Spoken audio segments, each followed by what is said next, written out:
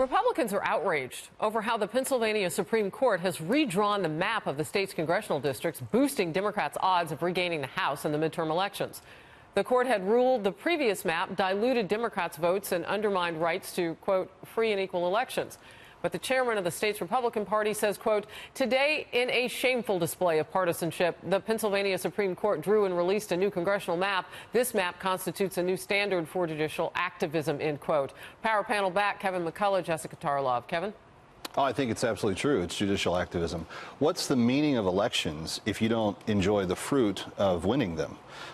When you win the majority of your houses and your task is to draw the map, that's part of what winning an election is all about. For a court to come in and say, we don't like this, we're going to do it our way, is not what the voters of Pennsylvania voted for. So, Jessica, the special election in Pennsylvania is March 13th. So this will not be in place for that. But we're looking ahead to the midterm elections, and there's already a pushback and appeal process by Republicans. And even by the president himself, who took to Twitter this morning to talk about it as well.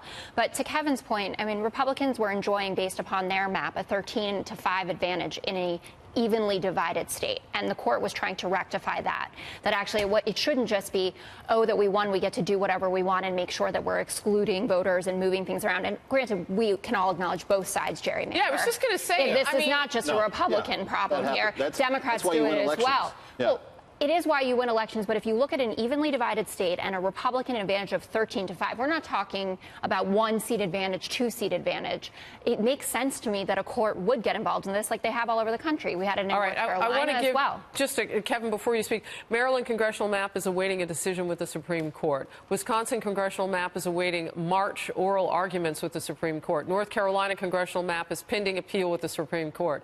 This is a big deal going into the midterms. Why? It's the Democratic strategy to try to take back House seats that they could not win electorally. And who's in charge of that? Eric Holder is this is his baby. Now, the interesting thing about Pennsylvania is while it's 13-5, Trump won those 12-6. So it may be reflective, it may not be reflective. Pennsylvania may not be as evenly divided as people think that it is. Well, historically, if you look back, it has been. I understand that Donald Trump managed to pull this off, but it's one of the swing states that we watch for months out for a reason. What do Republicans do? Because, and I mentioned this going into the commercial break, you know, everything costs money. So you get lawyers to fight this.